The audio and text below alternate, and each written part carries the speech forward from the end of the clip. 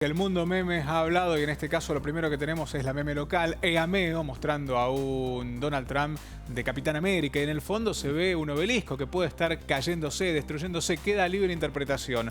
Tenemos otro más, una escena de Mi Pobre Angelito, un hallazgo realmente. Y dice, bueno, estamos todos consternados, pero no recuerdo a Hillary Clinton ayudando a Kevin en el lobby de un hotel. Bueno, en este momento, esta mano que ves acá es la mano de Donald Trump. Hay un cruce en el video, en este momento no estamos pudiendo poner play, pero se encuentran, ¿sí? Mi Pobre Angelito Kevin se encuentra con Donald Trump, que lo orienta en el lobby del hotel. Además, otro más, dice, así debe estar Trump en estos momentos. Esto cuando saltás a cabecear y la conectás y encima metés el gol, bueno, sí, es una sensación futbolística. Es el cuerpo de Cristiano Ronaldo ese. Claro, es el cuerpo de Cristiano Ronaldo conectando con la pelota. Sí, en contra de todos, ha ganado. Vamos con otro más. Bueno, vamos aprendiendo a saltar muros, amigos, dice No Meme Fútbol, y ahí se puede ver a alguien saltando un muro con una cabeza hecha con una bandera de México. Y el último que tenemos para compartir con ustedes es el Monte Rushmore, ¿sí? Donde están las esfinges de los presidentes y los presidentes tapándose la boca como consternados también.